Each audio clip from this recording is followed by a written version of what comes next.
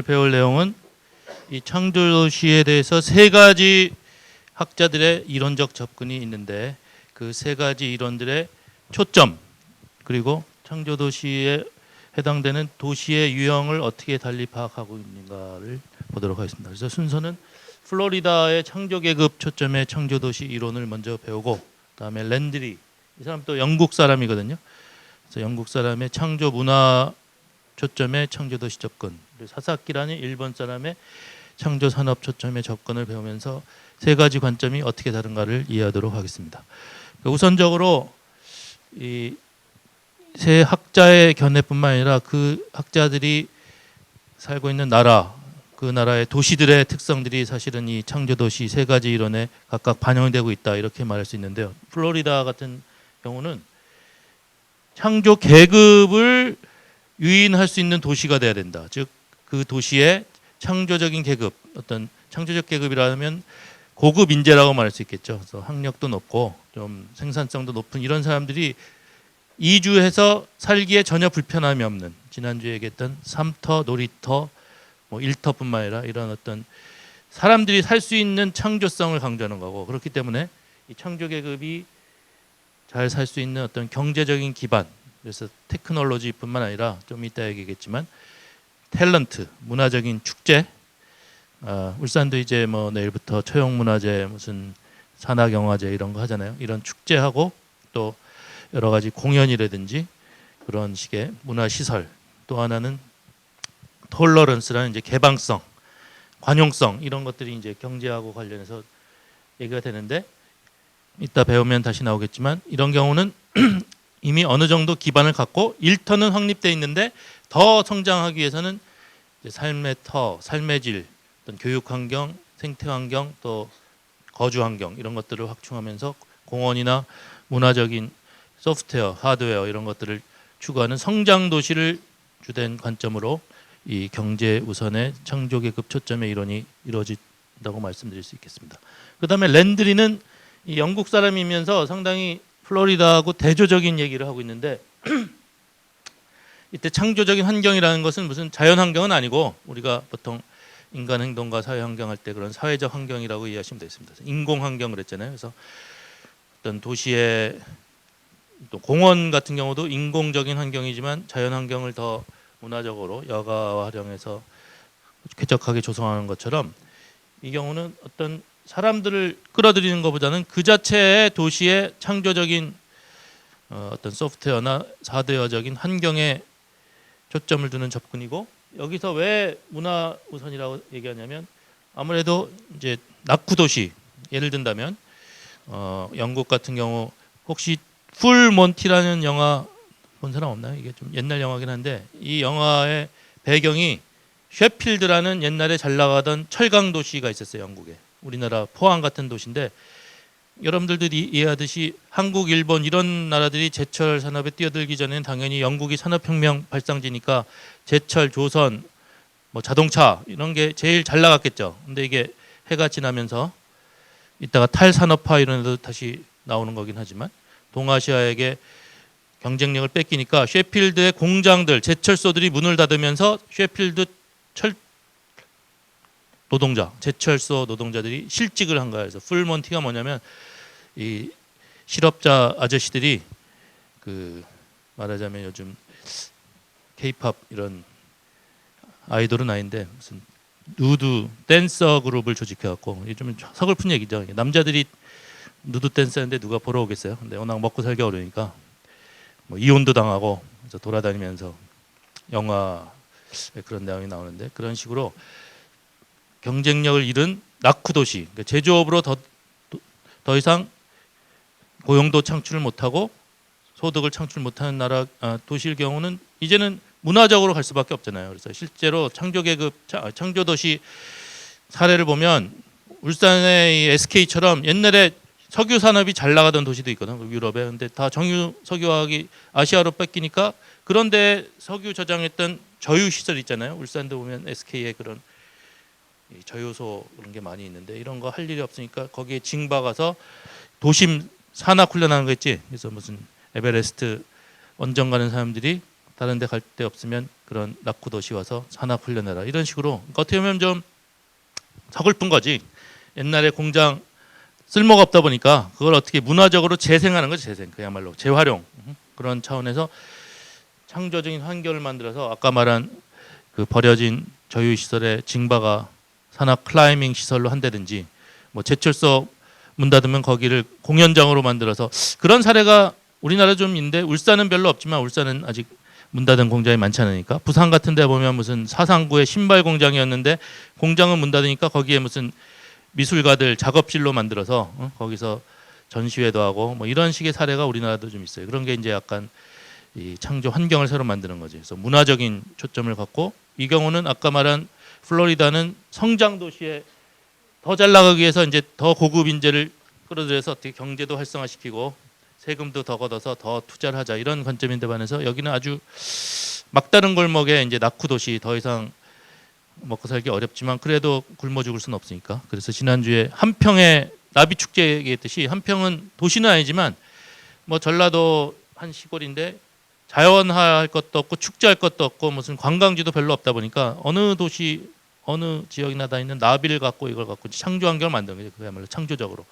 그래서 이거를 아주 보기 좋게 가치 있는 컨텐츠로 만들어서 외지인을 유입해서 이런 문화 중심의 관광업 방식으로 낙후 도시의 어떤 재생, 성장까지는 아니더라도 도시 유지를 위한 전략이다 이렇게 보시면 되겠고 마지막 이제 사사키 얘기가 이 두 관점을 절충하는 상당히 종합적인 관점이라고 볼 수 있는데 이 경우는 플로리다가 강조하는 경제도 일부 강조하고 랜드리가 얘기하는 문화도 동시에 강조하는 문화와 경제를 동시에 강조하면서 초점은 창조 계급도 아니고 창조 환경도 아닌 창조 산업이다. 그랬을 때 창조 산업이 뭐냐 그러면 우리가 보통 창조 경제 얘기할 때도 사실 좀 개념이 명확한 건 아니지. 지금 정부가 창조경제혁신센터 울산대도 저기 5억 안에 만들고 있잖아요. 그러면 그걸 지금 정부가 어떻게 하냐면 그 도시마다 광역자치단체마다 관련 업종 그동안 많이 했던 거를 다시 좀 뭐 IT를 결합해서 새로운 아이템으로 뭘 하면 밀어주겠다 이런 거거든요. 그래서 울산 경우는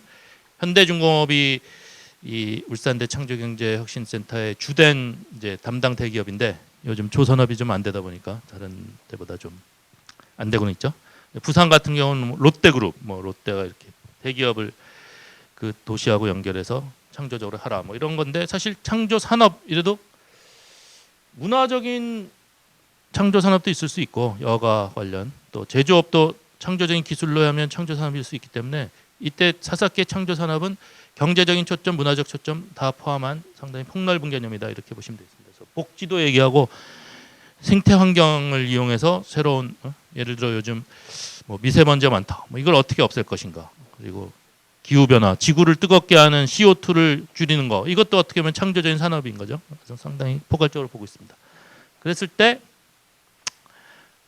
도시 규모의 초점은 플로리다는 좀 잘 나가는 도시, 랜드리는 좀 낙후한 인구도 감소되는 도시라고 본다면 사사키는 잘 나가거나 낙후되거나 이런 관심보다는 대도시보다는 좀 중소도시에 말하자면 좀 어떤 소프트웨어적인 어떤 대기업 대도시 이런 어떤 성장 전략보다는 조그만 도시지만 나름대로 문화적인 콘텐츠를 산업 기반하고 연결시켜서 경쟁력 유지하는. 그래서 일본에 보면 가나가와라든지 이태리 보면 볼로냐라는 도시가 있거든요. 그런 들어봤어요 혹시? 대학이 많은 도시인데 이 볼로냐가 상당히 알려진 게 이제 이태리 지난번에 북부에는 밀라노, 토리노 대공장지대가 있고 남부가 농업지대다 이런 얘기 잠깐 했는데 그런 도시 말고 제3의 이태리 지역 좀 중소도시면서 중소기업이 많은 좀 패션 도시 같은 게 상당히 많이 있거든요. 그 중에 하나가 볼로냐인데 이런 데 보면 뭐 울산처럼 이렇게 아주 대기업 공장이 있는 것도 아니고 그렇다고 뭐 아주 낙후된 농업 지역도 아닌데 거기에 이제 중소기업들의 경쟁력을 바탕으로 디자인이나 어떤 새로운 문화적인 아이템을 발굴해서 도시의 어떤 창조 산업을 육성시키는 그런 전략 이렇게 세 가지를 얘기하고 있다. 그래서 보통 우리나라에서는 이 플로리다 창조 계급 이론이 제일 많이 소개되어 있는데 왜냐하면 우리나라가 이제 미국의 영향을 가장 많이 받기도 하고 또 울산으로 놓고 본다면 울산은 이 중소도시, 낙후도시, 성장도시로 본다면 어떤 게 제일 맞는 도시인 것 같아요?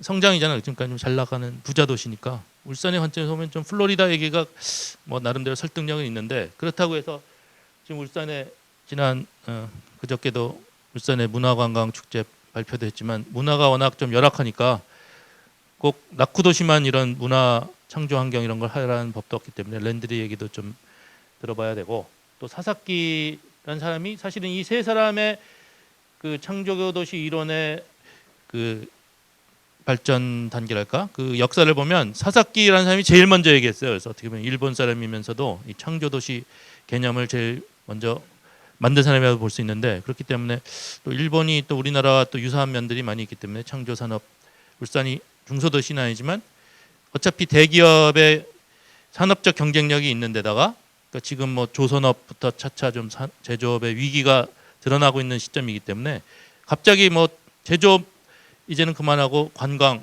서비스, 문화로 나가자 이건 또 안 맞는 거잖아. 울산은 어쨌든 성장 도시였고 제조업을 완전히 버릴 수는 없기 때문에 그 제조업 기반에다가 문화적인 새로운 창조성을 부과한 창조 산업을 어떻게 만들 것이냐 이런 것들을 고민해 본다면 사사키 얘기도 상당히 울산에 시사한 바가 많습니다. 자 그러면 이 3부터 플로리다 얘기를 해보면 이 플로리다의 창조 도시 한 14년 전에 나온 책인데 그래서 결국 이 사람은 이제 경제에 관심이 많다고 그랬잖아요. 그래서 세계화에 따라서 결국 기술이 중요하긴 한데 기술과 노동시장의 최근의 변화는 어떤 거냐. 지난주에 잠깐 얘기했듯이 이제는 테크놀로지가 워낙 발전하다 보니까 우리나라도 실제로 뭐 현대자동차 연봉이 제일 많다. 뭐 삼성전자 가면 그래도 첨단 산업이고 일은 재밌다 그러지만 지금 대기업을 보면 뭐 현대중공업 포함 SK 연봉도 비슷하고 뭐 노동 조건도 비슷하고 그 대기업에 들어가기 자체가 어려운 거지. 사실은 그 기업은 업종과 상관없이 또 뭐 어느 정도 대기업이 되면 기본적인 그 회사의 장단점은 비슷하다 이거야. 그래서 왜 이제는 창조 도시라는 게 중요하냐? 이 플로리다 얘기는 일자리 자체는 거의 세계화에 의해서 테크놀로지 면에서는 거의 비슷해지고 있기 때문에 그 기업이 어느 도시에 있느냐에 따라서 결국 그 회사에 다니면 잠은 그 도시에서 해야 되니까 그 도시의 삶터 놀이터를 보고 사람들이 이제는 도시를 선택하고 일자리까지 그 기업까지 선택하는 경향이 있다 이거지. 그래서 도시 성장이 창조성에서 비롯된다면 이게 창조 도시라는 말을 아까도 창조 계급 초점이라고 얘기했듯이 결국 그 도시를 성장시키는 거는 자본도 아니고 돈도 아니고 무슨 건물도 아니고 결국 인간이란 거죠. 인간. 그렇죠? 그래서 인간 생태학을 인간으로 보면 결국 그 도시에 어떤 사람들이 와서 살고 있느냐 또 그 사람들이 줄어드느냐 늘어나느냐 또 그 사람들이 얼마나 창의성을 발휘해서 축제도 만들고 울산에 뭐 축제가 잘 안 된다는 거는 공무원의 책임만도 아니고 울산 시민들이 축제에 관심도 없는 거고 뭐 관심 있다면 마을에서 그냥 소수끼리 만들어서 즐겁게 만들면 그게 또 잘 알려지면 그게 또 커질 수도 있는데 결국 사람이 문제다. 창조 계급이다. 크리에이티브 클래스. 그래서 이 계급 이때 계급 개념은 또 마르크스 계급 생산적인 의미의 계급도 아니고 배버적인 주택 계급 하우징 클래스 했을 때 뭐 집이 있느냐 없느냐 어디 사느냐라는 그런 경제적인 특성의 계급도 아닌 그냥 하나의 그룹 집단 그 정도로만 이해하면 되겠죠. 창조 계급. 그래서 지금 보면 뭐 특별히 아주 고학력 뭐 엘리트 이런 사람만 창조 도시에 해당되는 창조 계급이라고 볼 수는 없고 요즘 뭐 기본적으로 다 고학력에 다 지식도 많고 역량이 많은 사람들이기 때문에 현재 우리나라에서 창조 도시를 얘기하는 맥락은 인구를 한 명이라도 어쨌든 자기네 도시로 데리고 와야 된다는 거야. 왜냐? 특히 안 낳으니까 저출산이니까 자연 증가를 계속 추구하기도 쉽지 않잖아요. 그러니까 과연 대학 졸업하고 일자리도 일단 많이 만들어야 울산으로 오겠지. 울산이 그동안 인구가 감소하지 않은 건 그래도 울산에 일자리가 계속 유지되고 늘어나고 이랬던 것의 반영인데 이제는 그거에 더해서 일터로만 부족하다. 삼터가 쾌적해야 된다. 문화적인 놀이터, 탤런트적인 여러 축제, 여가 이런 것도 구비돼야 된다. 그래야지만 와서 별 무리 없이 적응해 살지.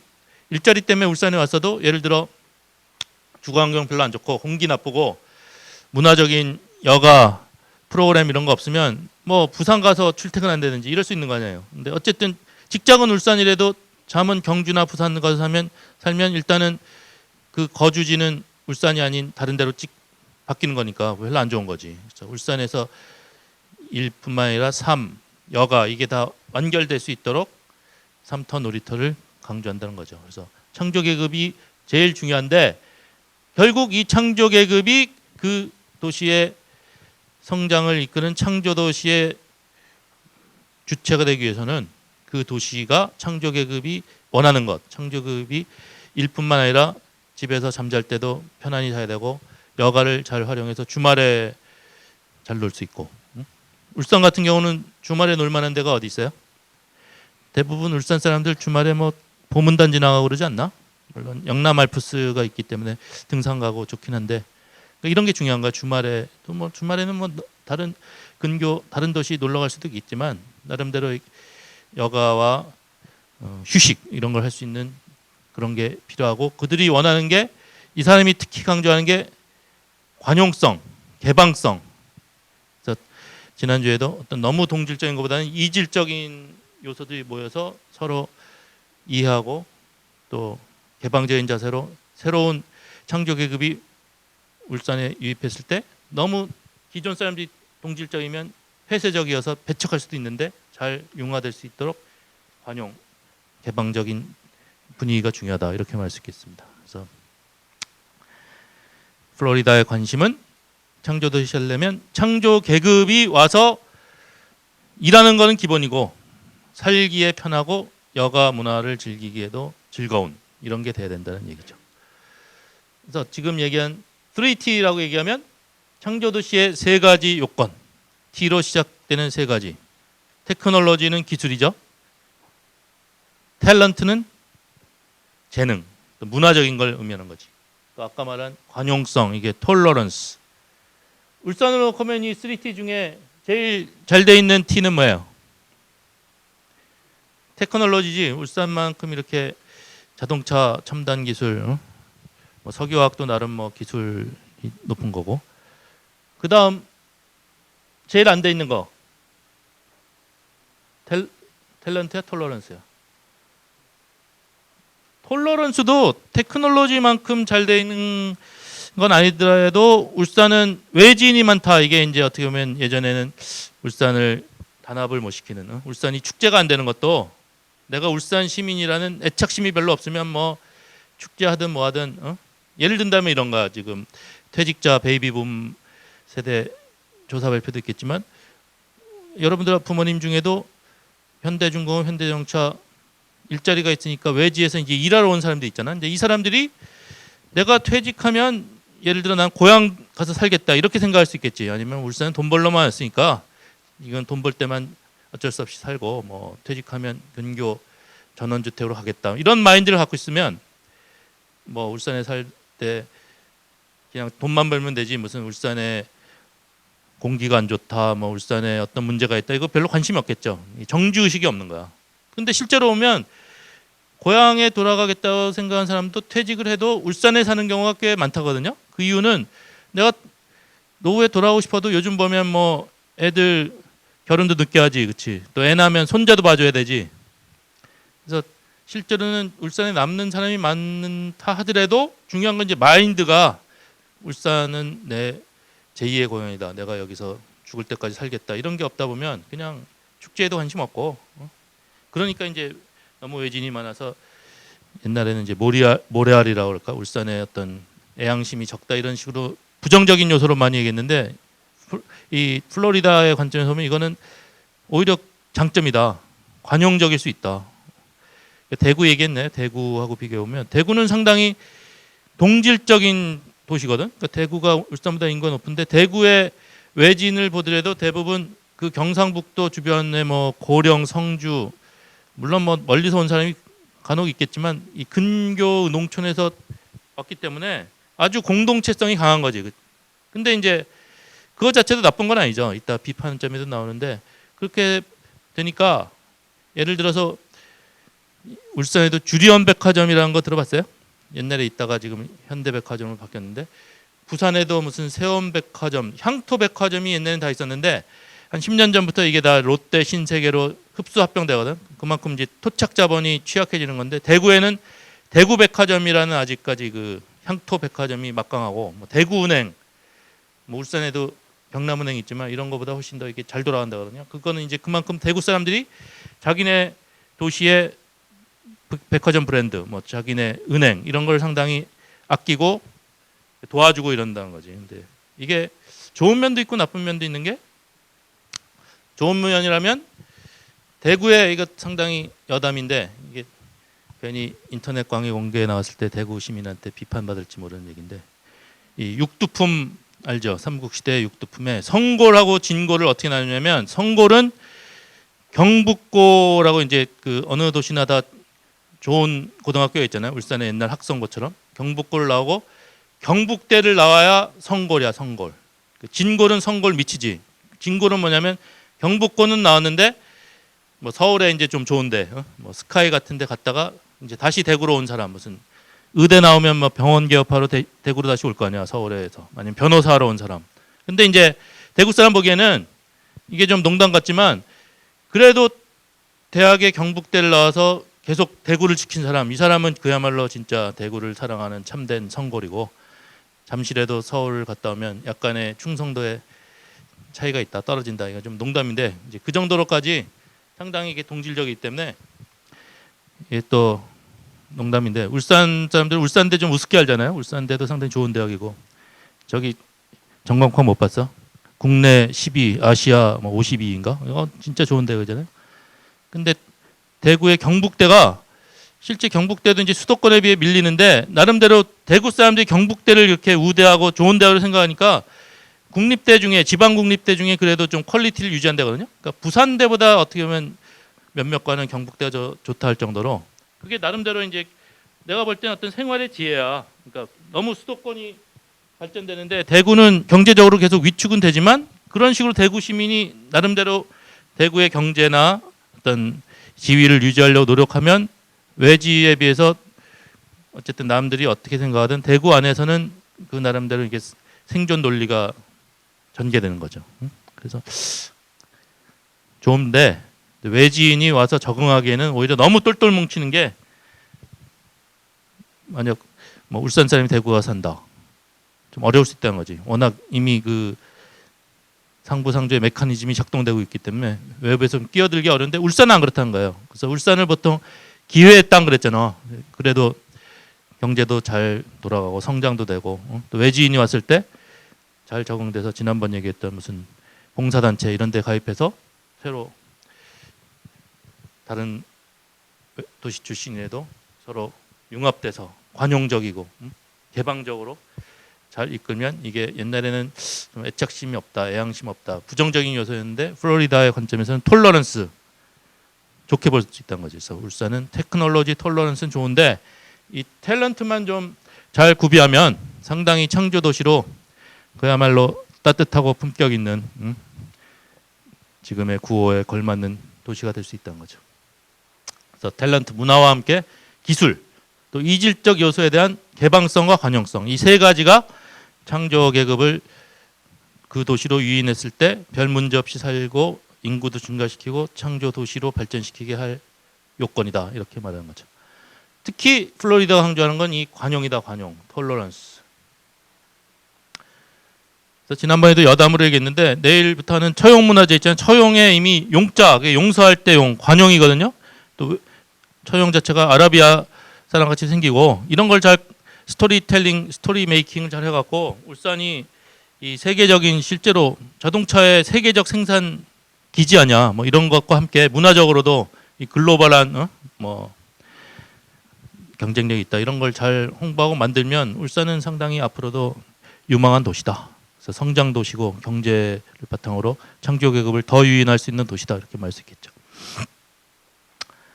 그래서 결과적으로 창조 자본을 거대하고 다양하게 집결시켜서 더 높은 비율의 혁신, 하이테크.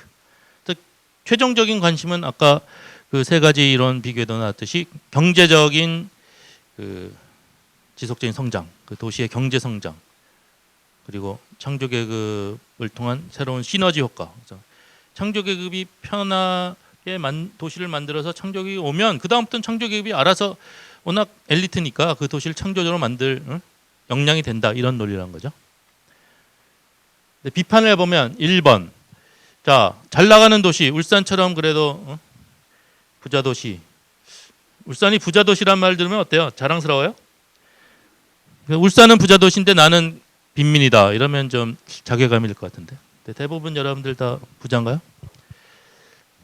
근데 또 약간 곁다리기지만 약간 부자 도시라는 말에는 외부인이 그런 말을 할 때 울산을 좀 약간 우러러보는 뉘앙스도 있지만 약간 좀 깔보는 건 아니고 약간 좀 질투적인 뉘앙스 있는 게, 말하자면 현대자동차 정규직으로 한 퇴직 직전 되면 50대 후반 되면 뭐 연봉 1억 된다 이러잖아요. 실제로 그렇다면 무슨 생산직인데 월급 1,000만 원 가까이 받느냐, 막 이런 식의 이제 관점이 있잖아.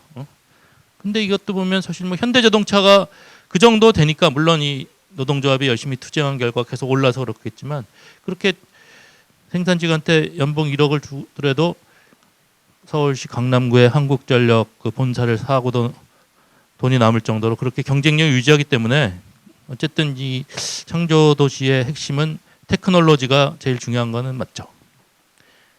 근데 반대로 뭐 함양이 아니라 함평이었지. 전라남도 함평. 그런 데는 그야말로 낙후도시, 더 이상 공장도 없고 뭐 기술도 없고, 이런 데는 아무리, 그러니까 기본적으로 일터가 있어야 추가적으로 3터 놀이터적인 탤런트 톨러런스를 갖고 뭐 성장한다는 얘기지.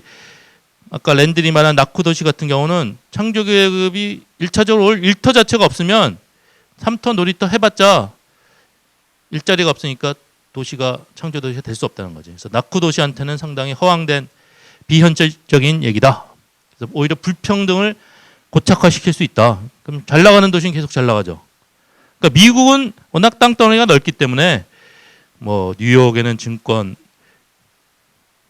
캘리포니아 쪽에는 IT, 또 뭐 텍사스 오스틴 이런 쪽에 하이테크, 이런 식으로 별 어떤 성장 도시와 낙후 도시의 차이가 크게 나타나진 않는데, 우리나라처럼 땅덩어리 접고 특히 수도권이 밀집된 도시는, 뭐 수도권 같은 경우는 지금 일자리도 어떻게 보면 지방보다 많고, 3터 뭐 아파트 공기는 모르겠지만 중요한 건 또 아파트가 어느 정도는 계속 한번 샀을 때 값이 올라줘야 투자 가치가 있는 거냐. 실제로 주거 환경뿐만 아니라 이런 것도 수도권이 제일 유지되지. 뭐 문화, 뭐 홍대 앞 인디밴드라든지 뭐 뮤지컬, 외국 유명 가수 콘서트 거의 다 서울에서만 하잖아요. 그러면 이게 서울은 계속 잘 나가고 나머지 국내 지방 도시는 뭐 울산 빼고는 사실 이 창조 계급을 유인할 건덕지가 없는데, 그거에 대해서 어떻게 얘기할 것이냐, 이건 비판이죠. 2번. 또 이 관용성을 얘기하는데, 그래서 아까 대구의 사례에서 나온 사회적 자본의 강한 유대. 사회적 자본이라는 건 어떤 신뢰 네트워킹 그런 거로 다 이해하시죠. 물리적 자본은 돈이고, 인적 자본, 인간 자본은 뭐야? 어떤 지식이 지식. 네, 인적 자본을, 인간 자본을 더 축적하기 위해서 자격증도 많이 따고 공부 열심히 하는 거고, 사회적 자본은 공부, 지식 이런 거 상관없이 다른 사람하고 얼마나 인적 유대, 신뢰관계를 갖고 있느냐, 이런 게 중요한데, 플로리다는 그런 것보다는 약한 유대, 오히려 개방성, 관용성, 이질성이 더 창조도시에 바람직하다, 이렇게 얘기하잖아요. 그러나 도시 창의성의 원천으로서 또 신뢰와 네트워크를 통해서 서로 믿고, 우리 도시를 창조도시로 만들기 위해서 랜드리식으로 창조환경 만들어보자, 이러려면 서로 똘똘 뭉치는 게 필요하겠지. 그래서 뭐 대구도 지금 산업은 낙후됐지만 계속 새롭게 뭐 창조도시가 되기 위해서 걔네들도 뭐 노력을 할 거 아니에요. 그래서 무슨 밀라노 프로젝트라는 걸 대구에서 하는데, 그 이유는 대구가 옛날에 섬유 산업이 잘 나갔던 도시거든요. 그래서 이태리도 밀라노 같은데 섬유 자체는 사양화되더라도 디자인이 뛰어나면 이런 걸 갖고도 또 고부가치를 나갈 수 있기 때문에, 꼭 약한 유대, 이질성, 개방성만 창조도시로 연결되느냐, 오히려 똘똘 뭉치는 것도 더, 특히 이제 낙후도시 같은 경우는 창조도시로 할 수 있는 요인이 될 수 있다는 비판이고, 세 번째는 너무 이게 경제에만 관심을 두고 있다. 그래서 공동체 영역의 NGO나 뭐 사회복지법인에서 또 호혜성, 그래서 실제로 보면 요즘 창조 계급만 유치하는 게 문제가 아니라 노인들이 뭐 퇴직하고, 사실 이 사람들이 별다른 이제 울산에서의 매력이 없으면 자기 고향으로 가거나 이제 뭐 경주 전원주택 하거나 이렇게 되면 인구도 줄고, 이제 그때 문제가 뭐냐면 이제 세금을 적게 거둘 수밖에 없다. 그러니까 그 인구들이 기본적인 주민세, 재산세 이런 걸 자기 거주지 단위로 내잖아. 그러니까 울산에서 보면 결국 중요한 거는 이런 복지, 뭐 경제만 잘 성장시킨다고 계속 창조도시가 되는 것보다는 복지나 어떤 환경 문제 이런 걸 해결해서 그야말로 공동체적인 어떤 이 신뢰 같은 것들을 해야 되는데 이런 것들이 너무 경제적인 것만 강조하다 보니까 무시되고 있다. 그런 세 가지 비판을 이해하시면 되겠습니다. 그러면 이제 그 다음으로 랜드리 얘기로 넘어가서 랜드리는 플로리다보다 한 3년 늦게 창조도시란 책을 냈는데 다 이게 창조도시를 미국도 얘기하고 영국도 얘기하고 뭐 일본까지 얘기하고 전 세계적인 보편 개념이다. 이거를 알 수 있겠죠. 그래서 중소도시, 대도시 모두 이제 낙후 도시일 경우 문화적인 차원의 새로운 창조 환경. 그래서 아주 혁신적이고 남들이 생각을 못하는 그야말로 기상천외한 새로운 아이디어와 그런 환경들이 중요하다. 그래서 낙후 도시가 주로 주변에서 주류로 역전하는 거, 뭐 인생 역전, 뭐 반전 그런 거지. 응? 뭐 이런 대표적인 예가 보면 뭐 영국에 그런 데가 많아요. 무슨 책 중고 서점들을 유치해 갖고 서로 이게 책 싸고 싸게 팔고 사고 그러면서 서로 또 이렇게 가서 책 읽기 동아리도 하고 그러면서 그 도시에 관광객도 모이고 뭐 이런 거. 그래서 울산, 인천 같은 데 좀 그런 데 있는 것 같은데 인천에 보면 제물포라고 옛날 그 인천 상륙작전 메가더 동상 있는데 보면 그게 이제 일제강점기 초기에 화교들이 처음 왔던 데라 거기 보면 무슨 우리나라 최초의 짜장면 발상지 식당도 있고 거기 무슨 만화골목도 있고 이런 걸 보통 원도심이라고 그러잖아요. 원도심. 지난번 그 동심원 일원의 CBD 지역이 이제 도심인데 지난번에도 나왔듯이 신도심이 새로 생기면 울산 경우는 이제 삼산동이 신도심이 되면 성남동 옥교동을 구도심이라 말하기도 하고 근데 너무 이걸 구 그러면 이건 낡았다. 응? 안 좋은 이미지니까 원도심이라고 하지. 원래 도심. 그래서 우리나라도 보면 이제 도시 역사가 오래되니까 울산 경우는 아직까지는 뭐 원도심이 이렇게 낙후되지는 않았는데 인천의 경우 제물포가 원도심.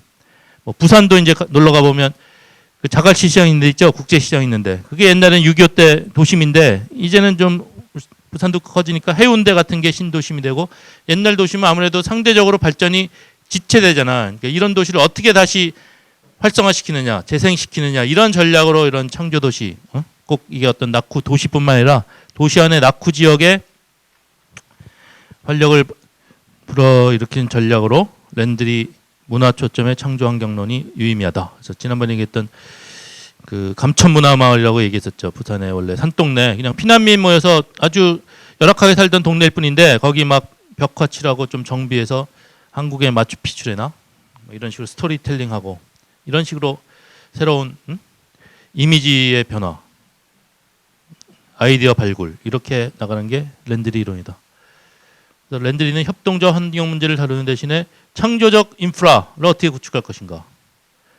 그래서 도시가 문화적 아이디어를 발휘하도록 해서 국가가 재정 지원을 안 하더라도 자체적으로 어떻게 그 창조 환경을 계속 유지할 것이냐. 그래서 재생이라는 게 이거와 비슷한 건데 울산의 장생포동에 지금 도시재생 사업을 한대잖아요. 그러면 거기에 옛날에 고래잡이 했던 그런 흔적들 이런 거를 뭐 박물관 같은 것도 만들고 이미 있지만 그 마을이 남아 있으면 뭐 고래 관련된 벽화도 그리고 이런 식으로 창조적인 환경을 만들어서 좀 문화적으로 축제 때 고래 축제 때 더 이 볼거리를 많이 만들고 먹을거리도 지금 고래고기 말고는 사실 별로 없잖아요. 이게 상당히 문제인데 뭐 새로운 좀 고래빵 같은 거 봤어요? 고래빵 먹어본 사람? 그 안에 고래 고기가 들어있는 건 아니고 고래 모양의 빵이겠지. 고래 그러면 술고래 그래갖고 뭐 술 고래술. 그러니까 짜내야 되는 거야. 이게 창조 환경은 아이디어. 울산 보면 뭐 이런 좀 소프트웨어적인 게 없잖아요. 그래서 중구의 하나의 예를 들면 중구가 요즘 혁신 도시 들어오면서 옛날보다는 좀 경제적 낙후성을 벗어나고 있는데 얼마 전에 뉴스 보니까 울산 큰애기 축제란 걸 하겠다고 그러더라고. 그러니까 말하자면 울산 큰애기란 게 뭐냐면 김상이라는 좀 원로 가수의 유행가였는데 60년대 70년대 히트했던 그 당시에 이제 울산이 뭐 공장 많아지면서 알려지니까 거기 있는 어떤 큰애기란 게 여자 미혼 여성을 말하는 거죠. 그래서 어떤 생활력 있고 도전적인 이미지의 여성을 울산에 중구 가면 재래시장 많잖아, 그렇지? 성담동, 그 옥교동 그 옛날 구역전 그런데 이제 그때 큰애기였던 사람이 이제는 60대 이 시장의 아줌마 할머니로 성장돼서 그 어떤 히스토리 울산의 이 도심의 생활력 강한 이미지를 어떻게 구현하느냐 이런 걸 갖고 이건 좀 근거는 별로 없지만 이렇게 스토리텔링 더 나아가서 스토리 메이킹을 하면서 새롭게 그것과 관련된 또 축제를 하면 뭐 동상도 만들 수도 있고 그런 시장들을 그런 옛날에 울산 큰애기들이 이렇게 성공해서 시장에서 가게도 열고 있고 뭐 이런 식으로 막 연결시키는 거예요. 그래서 이거저것 관련된 모든 이제 인프라들 창조적인 하부 조절하는 게 꼭 건물 그런 것뿐만 아니라 관련된 역사적 유적 또 관련된 어떤 자연 환경 이런 것들을 다 창조 환경으로 문화적으로 활용하는 전략이 랜드리의 창조도시 이론입니다. 그 배경은 당연히 낙후도시 대상이니까 1980년대 이후 제조업의 퇴조 이거는 이제 글로벌한 관계가 있다는 거죠.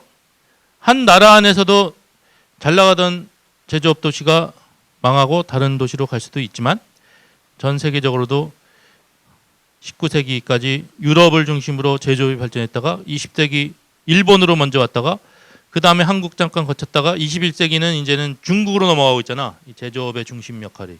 이렇게 되면서 당연히 옛날에 아까 말한 셰필드는 아시아한테 주도권을 뺏기니까 거기 실업 문제 또 세금이 안 거치니까 그 셰필드라는 도시 자체 쇠퇴 이런 게 나타난 거고 지금 중국이 또 조선업을 하고 중국이 또 자동차까지 진출한다 그러죠. 그러니까 한국의 현대중공업이 또 영향을 받는 거지. 우리나라가 어떻게 보면 더 선진국 비슷하게 이미 제조업으로 먼저 성공한 나라로 이제는 우월한 지위를 중국한테 뺏기는 그런 형상까지 나타나는 그런 양상 속에서 80년대 유럽의 실업자 양산 또 국가나 이 지방자치단체의 재정위기 세금 부족 이런 것 때문에 결국 랜드리 관심은 돈을 투자하지 않더라도 그러니까 플로리다식으로 하려면 어쨌든 창조 계급이 와서 살도록 주거 환경도 만들고 뭐 축제 이런 거 하려면 돈 좀 들고 그런 거잖아요. 문화적인 무슨 시설도 만들고. 근데 랜드리는 돈 마련할 것도 없고 마련할 능력도 없고 그런 낙후도시니까 그냥 아이디어로 승부한 거야. 아이디어. 도시의 고유한 창조 환경을 조성함으로써 도시 재생, 리제너레이션. 이렇게 되려면 제일 중요한 거는 일단 리더십이 중요하고 그 공무원이라든지 지방자치단체장의 의지 이런 게 중요하고 또 다양한 그 아이디어 또 사람들끼리의 또 협력, 조직적인 문화적 역량 또 아이덴티티, 애양심 같은 거 또 네트워킹 이런 게 중요하다 이렇게 말하고 있습니다. 그래서 랜드리 얘기가 성장 도시에도 일부 해당되지만 주된 관심은 낙후 도시에 있다. 그래서 대구광역시가 나름대로 보면 랜드리 이 사람을 한두 번 초청을 해갖고 대구는 어쨌든 성장 도시라고 볼 수는 없잖아요. 완전히 뭐 낙후 농촌은 아니지만 거기서 대구도 지금 고민하고 있는 거야. 뭐 대구 보면 사실 지금 보면 별로 특색이 없죠. 부산은 나름대로 지금 무슨 감천문화마을, 뭐 해양 도시 그 창조 도시 르네상스에서 삼복도로 르네상스라고 옛날에 이제 산에 산동네 진 거를 창조적인 걸로 다시 재해석하고 뭐 이런 프로젝트를 많이 하는데 대구는 그야말로 맨 땅의 헤딩이라 이 랜드리한테 뭐 자문 구해서 뭔가 새로운 아이템을 갖고 이제 해보자 이런 단계라고 볼 수 있겠습니다. 그다음 마지막으로 사사키의 창조산업론을 보면 이 사람이 이미 1996년에 창조도시 경제학이라는 책을 냈기 때문에 아까 뭐 연도가 그렇게 중요한 건 아니겠지만 플로리다 창조계급이로는 2002년 랜드리는 2005년인데 랜드리보다 거의 10년 앞서서 창조도시 말을 꺼냈다. 그래서 아까 말한 볼로냐, 이태리, 가나자와라는 게 이제 일본의 중소도시예요. 일본은 그래도 우리나라보다는 땅덩어리가 넓기 때문에 우리나라의 몇 배 정도 될 것 같아요. 일본 면적. 일본 한 번씩은 안 가봤어요? 그러니까 우리나라 이 좁은 면적이 또 분단이 됐기 때문에 이 큐슈 있지, 큐슈. 울산에서 가까운 후쿠오카 있고 어제 보니까 여기 해송홀에서 무슨 구마모토 울산 뭐 했던 뭐였네. 무슨 콘서트예요? 가본 사람 없어? 구마모토도 큐슈에 있지. 지진 났던데. 그 큐슈가 거의 남한 면적 비슷하거든요. 그래서 일본 전체로 보면 일본은 인구도 1억이 넘고 이 남한 인구 100은 넘는 거 아니야. 그러니까 일본이 우리나라 사람들 좀 우습게 하는데 면적도 꽤 넓고 인구도 우리나라 배 이상이다 보니까 기본적으로 내수가 또 받쳐주니까 경제도 경쟁력이 있을 수밖에 없는 나라죠. 그래서 중소도시도 우리나라에 비해서는 꽤 많다.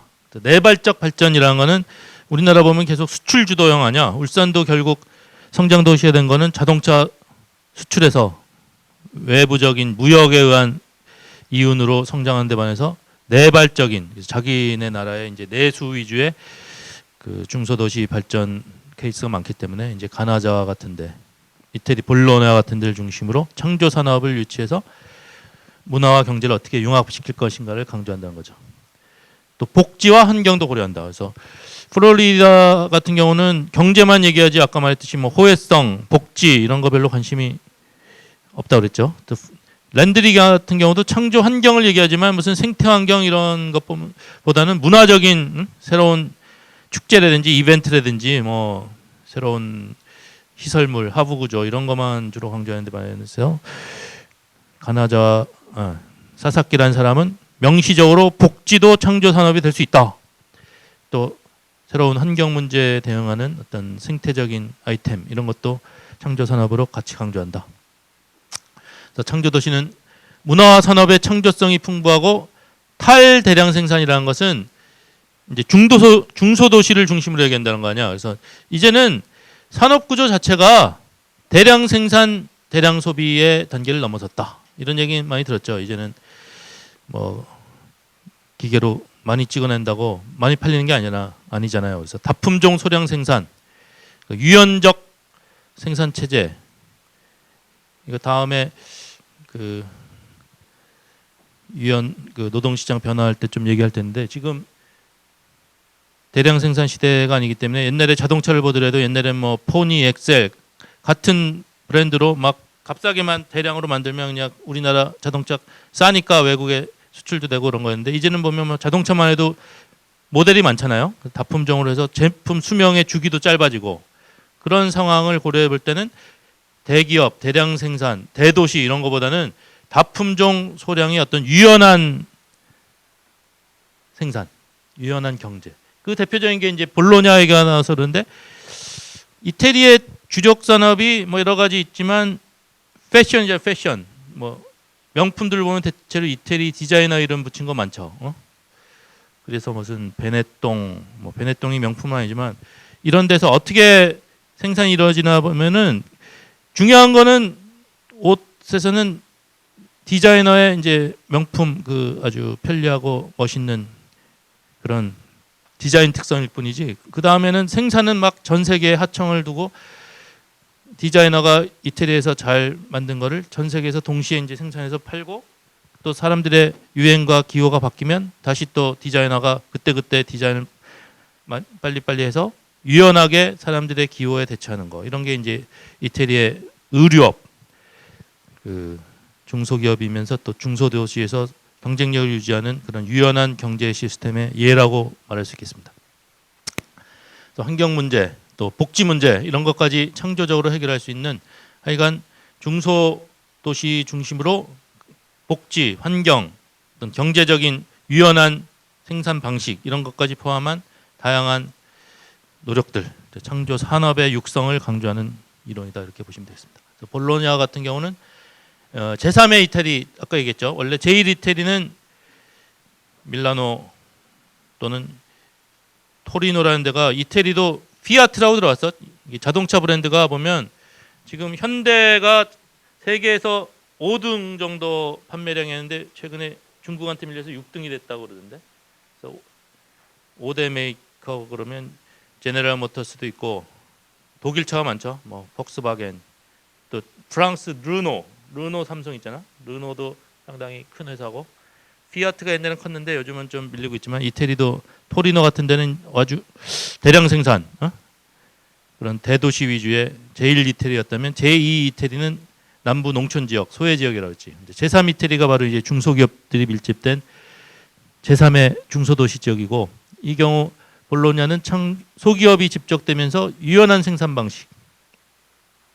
그러니까 울산도 보면 현대자동차 모기업이 있고 효문단지에 협력업체가 있잖아요. 이건 상당히 유연한 거예요. 그래서 지리적으로 근접하지만 그때 현대자동차가 자동차 모델 바꾸면 하청업체들이 미리 딱 그걸 다 파악해서 빨리 모델이 바뀌어도 그때 대응할 수 있게, 이거를 뭐 적기 생산 방식 그러거든. just in time. 그런 것이 있지만 특히 이제 의류, 뭐 신발 같은 경우도 부산이 원래 신발 산업 중심지고 대구가 섬유 산업 중심지인데 우리나라는 이런 업종이 주로 사양업이라 하잖아요. 사양 산업. 근데 사실 따져놓고 보면 옷이라는 건 의식주의 하나인데 사람들이 옷 벗고 살지 않는 한 영원한 사양 산업은 아니죠. 이거는 뭐 필요한 거 아니야? 필수품. 개인적 소비지, 개인적 소비. 뭐 신발도 마찬가지로 맨발로 걸어 다닐 수는 없는 거니까. 중요한 건 이제 디자인과 뭐 편리성, 경쟁력이 없어서 우리나라가 옛날에 이제 계속 대량 생산으로 싼 인건비와 그 싼 가격으로 경쟁력을 유지하다 보니까 이게 동남아로 가서 우리나라 임금으로 채산성이 없어서 이게 사양화되는 거지. 이태리 같은 경우는 이런 거를 이제 나름대로의 어떤 브랜드 이미지에 뭐 명품 디자인 이런 식으로 하면 이거 자체는 고부가 가치 또 유연한 생산 아이템이 될 수도 있다는 얘기죠. 그래서 볼로냐 같은 경우 소기업이 직접 돼서 이런 의류, 신발의 유연한 생산성, 경쟁력뿐만 아니라 협동조합. 특히 이제 협동조합이 이 사회적 기업 또는 사회적 경제로 얘기되는데 우리나라의 예를 들면 우리나라 중소기업들이 경쟁력이 좀 없지. 그렇잖아요. 울산은 그나마 이제 중견기업 그러면 그 현대자동차 옆에 1차 하청 경우에 덕양산업인가? 바로 북구청인데 효문단지에 좀 큰 1차 하청은 이건 중소기업이라보다는 거의 대기업 수준인데 뭐 세종공업사 이런 데는 월급도 괜찮고 이 울산대 나와서 그런 중견기업 가면 괜찮게 갔다 그러잖아.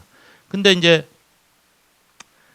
그 이하 뭐 2차, 3차 가면은 뭐 중소기업 그냥 아주 소기업 수준이면 연봉도 낮고 근무 환경도 열악하고 사람들이 안 가려고 그러잖아요. 그래서 중소기업의 경쟁력이 상당히 약한 게 우리나라인데 뭐 울산도 비슷하고. 근데 이런 이태리 같은 경우 보면 중소기업이 많다 보니까 협동조합 방식의 이런 그 주식회사 어떤 시장 경제 논리보다는 호혜성의 경제 논리가 상당히 다른 나라보다 강하다. 이런 제3 이태리 경우는 특히 더 그렇다 이렇게 말할 수 있죠. 제가 한번 이태리를 가서 그 어떤 교수한테 너희 학교 대학생들이 졸업해서 대기업을 가기로 하느냐 중소기업 협동조합 같은 데 가기로 하느냐 그랬을 때 답이 뭘 것 같아? 협동조합일 것 같아? 그건 아니고 거기도 물론 이제 무슨 피아트 우리나라 현대 뭐 삼성처럼 대기업을 원하긴 하는데 3분의 2 정도 대기업을 원하지만 3분의 1 협동조합을 원하는 애들도 있다. 그 이유는 뭐냐면 연봉이 이제 대기업보다는 예를 들어 우리나라 기준으로 뭐 연봉 1, 2천만 원 적다. 그러면 월급이 한 100만 원 정도 이제 낮은 거지. 그런데 협동조합을 선호하는 이유는 고용의 안정성인 거지. 또 근무할 때 서로 어쨌든 협동조합의 특징은 이 돈에 의해서 주식에 의해서 경영되는 게 아니라 어떤 인간의 민주적 의사결정이라는 걸 강조하니까 해고도 별로 안 하고 사람들끼리 어떤 화합하고 좀 인정이 있고 뭐 이런 분위기가 있기 때문에 약간 돈은 적게 받더라도 중소기업 형태의 협동조합을 관련한 애들이 한 3분의 1이 있다. 그런 거지. 그러니까 그만큼 이태리 경우는 협동조합이 나름대로 아까 말한 유연한 생산 방식에 의해서 의류업, 뭐 신발업이든 경쟁력이 있기 때문에 그러니까 월급을 그 정도는 주니까 사람들이 가는 거죠. 여러분들이라면 지금 우리나라에 협동조합 뭐가 있는지 잘 모를 거고 협동조합에 취직해라. 그럼 부모님이 뭐 이거 회사냐 뭐 이런 상황이니까 좀 상황이 이태리와는 다르죠. 그래서 더 나가서 이제 호혜성, 또 환경 문제에 대한 강조. 그래서 연극 등 예술 분야에서의 어떤 협동조합뿐만 아니라 어떤 뭐 복지도 얘기하고 또 환경 문제 관련해서는 수자원 관리, 녹지 배치, 또 도시의 질을 높이기 위한 여러 가지 창조적 아이디어가 있으면서 이거 자체가 제조업이나 다른 어떤 서비스업, 환경, 창조 산업 이런 식으로 결합되면서 경제하고 문화를 공히 발전시키는 전략이 사사키의 창조 산업 중심의 창조 도시 이론이다. 이렇게 말씀드리겠습니다.